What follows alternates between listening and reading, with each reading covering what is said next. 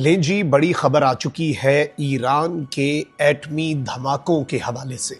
एक ऐसे मौके पर जब ईरान के नए सुप्रीम लीडर मुज्तबा खामनाई ने बदले का ऐलान कर दिया है, एन उसी मौके पर कुछ सैटेलाइट इमेजेस जारी हुए हैं और यहां से जो नाकाबिले यकीन न्यूक्लियर साइट से मनाजिर रिकॉर्ड हुए हैं, उन्होंने अमेरिका और इसराइल की परेशानी में इजाफा कर दिया है। वहीं दूसरी जानिब अगले 24 घंटे खतरे की घंटी बज चुकी है। हम तो ईरान में मौजूद हैं, लेकिन एक मेला कल तेहरान में सजा और अब ओमान के दारुल हुकूमत मस्कत में सज रहा है।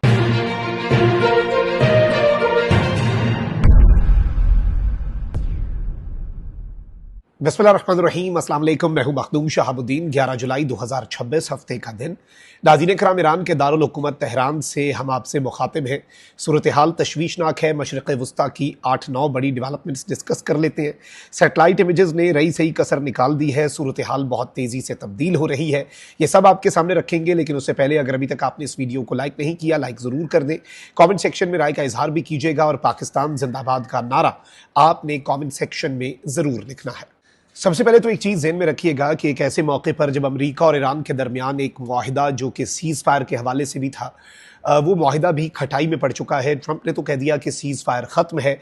ईरान पर कुछ नई पाबंदियां भी आयद हुई हैं, लेकिन ईरान भी बड़े वाज़े मैसेजेस दे रहा है। ईरान ने अब एक और अपनी दिफाई पैदावार के हवाले से भी स्टेटमेंट दी है इनके वज़ीर दिफा ने। और इस सारे मामले में इसराइल जो है, यूँ लग रहा है कि वो लबनान वाले मामले को भी उस तरीके से हल नहीं कर रहा जिस तरीके से अमेरिका और ईरान के दरमियान डिसाइड हुआ था। बल्कि पहले अल जज़ीरा की खबर ले लें कि Israeli army blows up homes in southern Lebanon. Israel की आर्मी जो है उसने सदरन लबनान जो है उसकी नबेता डिस्ट्रिक्ट में होला की म्यूनसिपैलिटी के अंदर धमाके किए। और लबनान जो है उसकी नेशनल न्यूज़ एजेंसी ने यह कंफर्म किया है कि यहाँ पर घरों को हिट किया गया है इसराइल की तरफ से। और कफर तबनीद की जो म्यूनसिपैलिटी है वहाँ पर भी एक ड्रोन हमला इसराइल की तरफ से रिपोर्ट हुआ है। यानी इस वक्त सूरत हाल आप अंदाज़ा कर लें कि किसी भी तरह से एस्केलेशन जो है वो किसी भी महाज पर कम होती हुई हमें नज़र नहीं आ रही। यूएस 24 घंटे का टाइम दे चुका है। मस्कत ओमान के अंदर कुछ मुज़ाकरात जारी हैं। ईरान के फ़ॉरेन मिनिस्टर अब्बास इराक़ची तेहरान से उनकी परवाज़ भरने की इत्तलात भी हैं और वहाँ पर कुछ काम हो रहा है कि चीज़ों को बेहतर अंदाज में ट्रीट किया जा सके, बेहतर अंदाज में डील किया जा सके। बट लेट्स बी ऑनेस्ट, मामला अभी भी वॉलेटाइल है। वहीं दूसरी तरफ पाकिस्तान के हंगामी राब्ते जारी हैं। पाकिस्तान के आर्मी चीफ से ईरान के वज़ीर ख़ारजा ने बात की, प्राइम मिनिस्टर से मसूद पज़ेश्कियान ने बात की। सऊदी अरब एक्टिव हो चुका है। कल एक कतरी डेलीगेशन के तेहरान पहुंचने की इत्तलात थी। मिस्र एक्टिव हो चुका है। सऊदी अरब के वज़ीर ख़ारजा ने कल ईरान के वज़ीर ख़ारजा को कॉल की, आज पाकिस्तान के वज़ीर ख़ारजा को कॉल कर रहे हैं। तो बैक टू बैक आप कह लें कि घंटियाँ बज रही हैं, फ़ोन्स हो रहे हैं और the reason is actually in a very volatile situation, brink of war है और जंग के बिल्कुल दहाने पर है। ईरान के जो अक़वाम मुत्तहिदा में मुस्तकिल मंदूब हैं आमिर सईद इरावनी, उन्होंने ये कहा है कि अमेरिका लगातार वायलेशंस कर रहा है इस्लामाबाद एमओयू की, और अगर अमेरिका की तरफ से ये वायलेशंस जारी रहती हैं, अमेरिका की तरफ से इफ दीज वायलेशंस कंटिन्यू और इन पर उसी तरीके से अमल दरामद होता रहता है कि जो अमेरिका अपनी ज़ुबान में तो अमल दरामद कर रहा है लेकिन दर हकीकत वायलेशन कर रहा है, तो हम भी बाउंड नहीं रहेंगे। हम भी फिर इस एमओयू के ऊपर अमल दरामद फौरी तौर पर रोक देंगे। अच्छा, वहीं दूसरी जानिब अल जज़ीरा ने तज्ज़िया भी दिया कि मुज्तबा खामनाई की जो स्टेटमेंट है जिसमें उन्होंने कहा है कि हम रिवेंज लेंगे ईरान के रहबर मौज़म की शहादत का, और इन दोनों जंगों में जो जून में हुई और फरवरी में हुई, जून 2025 में और फरवरी 2026 में, इन तमाम तर शहदा का बदला हमने लेना ही लेना है और इसमें ज़िम्मेदारान का तयन हो चुका है। वो चैन की मौत नहीं मर सकेंगे, ना ही चैन से वो ज़िंदगी जी सकेंगे। तो इस स्टेटमेंट ने इसके ऊपर अल जज़ीरा का तज्ज़िया ये है कि it has raised doubts for any new talks, यानी मुज़ाकरात के अगले दौर के ऊपर एक डाउट आ चुका है। वहीं दूसरी तरफ अमेरिका ने ईरान पर कुछ नई पाबंदियां भी आयद कर दी हैं। दो जो एयरक्राफ्ट कैरियर्स हैं, यूएसएस अब्राहम लिंकन और यूएसएस एचडब्ल्यू बुश जो है, वो तो यहाँ पर आ चुके हैं। ईरान की स्ट्राइक रेंज में 20 वॉरशिप्स अमेरिका डिप्लॉय कर चुका है। अब अमेरिकी महकमा खजाना ने ईरानी मालियाती नेटवर्क्स पर नई पाबंदियां भी आयद कर दी हैं। अमेरिकी न्यूज़ वेबसाइट ने दावा किया कि अमेरिका ईरान मुज़ाकरात का नया दौर आइंदा हफ्ते मुतवक्के तो है, लेकिन इस सब के अंदर ईरान पर कुछ नई पाबंदियां आयद की गई हैं। और ट्रंप ने भी जो सीज फायर खत्म होने की बात की है वो बेसिकली प्रेशर टैक्टिक है अगले राउंड से पहले। अगला राउंड स्विट्जरलैंड में दोबारा से भी हो सकता है। ईरान ने कहा है कि अमेरिका ने से मुज़ाकरात के नए मरहले की हमने तो दरख्वास्त नहीं की। अमेरिका अगर करना चाहता है तो अपना तर्ज अमल जो है वो बिल्कुल तब्दील करे। और ईरान की वजारत खारजा ने यह कहा कि हम मुज़ाकरात तो हमने ना भीख मांगी है मुज़ाकरात की, लेकिन अगर कोई सालिस हमारे मुल्क का दौरा कर रहा है तो हम उस दौरे को तो कबूल करेंगे। लेकिन मीडिया रिपोर्ट्स में अब जो खबर आ रही है कि अमरीकी महकमा खजाना जो है उसने ईरानी मालियाती नेटवर्क्स पर कुछ नई पाबंदियां आयद की हैं। ये बिलाशुबा एक एस्केलेशन के तौर पर चीज़ सामने आ रही है। अच्छा, वहीं दूसरी तरफ ईरान की तरफ से भी स्टेटमेंट्स जो है वो आ रही हैं। ईरान के सुप्रीम लीडर मुज्तबा ख़ामनाई ने भी बयान दिया। ईरान के जो वज़ीर दिफा हैं वो भी मैदान में आए हैं और उन्होंने अपनी डिफेंस कैपेबिलिटीज़ जो हैं उनके हवाले से भी बात की।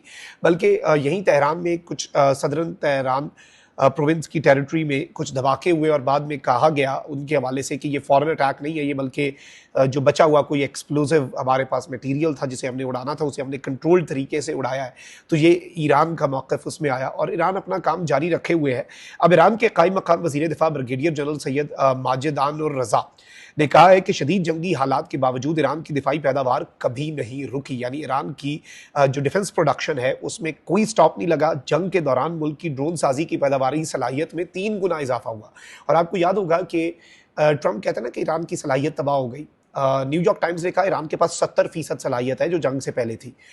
अब्बास इराक़ची ने कहा था ये 120% है। जंग से पहले जितने हमारे पास ड्रोन और मिसाइल थे, जितने हमने उड़ाए और जितने हमने आपकी तरफ फेंके और आपके ऊपर तबाही मचाई, उस तादाद जो जंग से पहले थी हम उससे ज़्यादा जो हमने इस्तेमाल की हम क्रिएट कर चुके हैं, प्रोड्यूस कर चुके हैं और हमारी वो तादाद मज़ीद ज़्यादा बढ़ चुकी है जितनी हमारे पास जंग से पहले थी। और इन्होंने भी अब यही कहा है कि हमारी जो डिफेंस प्रोडक्शन की कैपेबिलिटी है ड्रोन्स की, वो जंग के दिनों में 3 गुना हमने बढ़ाई है, घटाई नहीं है। ईरानी मीडिया के मुताबिक वज़ीर दिफा ने ईरानी पार्लियामेंट की कौमी सलामती और खारजा पॉलिसी कमीशन के मुश्तरका इजलास से खिताब करते हुए कहा कि हालिया तनाज़े ने साबित किया कि जदीद तरीन टेक्नोलॉजीज़ में सरमायाकारी और ईरान की साइंसी सलाहियतें मुल्क की दिफाई ताकत का सबसे अहम जरिया बन चुकी हैं। उन्होंने कहा कि शदीद जंगी हालात के बावजूद ईरान की दिफाई पैदावार कभी नहीं रुकी, बल्कि इसमें हमने 3 गुना इजाफा किया। अब ये एक तरफ अमेरिका और इसराइल के लिए परेशान कुन खबर होगी कि ईरान अपनी दिफाई सलाहियतों में इजाफे का ऐलान भी कर रहा है और कह रहा है कि हमने मजीद चीज़ें जो हैं वो आपके लिए तैयार कर रखी हैं और हम जंग से भी नहीं डर रहे, हम जंग के लिए भी तैयार हैं, हम बदले का भी ऐलान कर रहे हैं, हमारे अवाम भी सुर्ख परचम लेकर निकले हैं। लेकिन अमेरिका यूं लग रहा है कि ईरान की दोबारा से नेवल ब्लॉकेट जो है ईरान पर प्रेशर डालने के लिए शुरू कर सकता है। अलबत्ता ओमान में इस पर काम ज़रूर हो रहा है और ईरान के वज़ीर ख़ारजा के भी वहाँ पर जाने की इत्तलात है।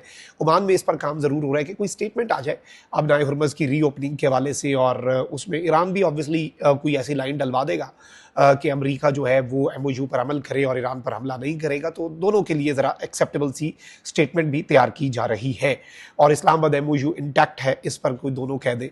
अच्छा, वहीं दूसरी तरफ अब वेस्टर्न मीडिया पे जो रिपोर्ट्स आ रही हैं वो ये हैं कि नई सैटेलाइट इमेजरी जो है वो ये बता रही है कि ईरान जो है वो शायद अपनी न्यूक्लियर फैसिलिटीज़ को रीस्टोर करने के ऊपर काम शुरू कर चुका है। यानी ईरान के हवाले से ये कहा जा रहा है कि उसने अपनी न्यूक्लियर फैसिलिटीज़ को रीस्टोर करने के ऊपर काम शुरू कर दिया है। इस हवाले से अगर फुटेज जो है वो भी हम आपके सामने चलवा सकें, और ये नई फुटेजेस आ रही है। इससे पहले भी कुछ फुटेजेस आई थी जिनमें पता चला था कि जो एंट्रेंसेस होती हैं अंडरग्राउंड, जो ईरान का यूरेनियम है या ईरान की एटमी सलाहियत जो भी चीज़ें, उनको जाने वाले रास्तों पे यूएस ने बॉम्ब्स फेंके थे, बंकर बस्टर बॉम्ब, कुछ नहीं फटे थे, वो भी ईरान को मिल गए, टेक्नोलॉजी भी हाथ लग गई। उस वक्त भी ये खबर आई थी कि ईरान सील कर रहा है उन रास्तों को और मजीद, यानी यूएस की भी एक कैपेसिटी है, अमेरिका के बंकर बस्टर बॉम्ब्स की एक कैपेसिटी है और वो ईरान पर जब गिरे तो ईरान को समझ तो लग गई है कि वो कहाँ तक नुकसान पहुंचा सकते हैं। तो उस एनालिसिस की मदद से अब ईरान शायद ऐसी टेक्नोलॉजी और ऐसे टैक्टिक्स अपनाए, इस तरह से अपने न्यूक्लियर मटेरियल को महफूज बनाए कि यूएस उसे कभी भी हिट ना कर सके, यूएस उसे कभी भी नुकसान ना पहुंचा सके। तो इस चीज़ के ऊपर भी काम हो रहा है और नई सैटेलाइट इमेजरी जो आ रही है इसने भी बहुत से लोगों को हिला कर रख दिया है। अपना बहुत ख्याल रखिए। अल्लाह निगहबान। पाकिस्तान जिंदाबाद।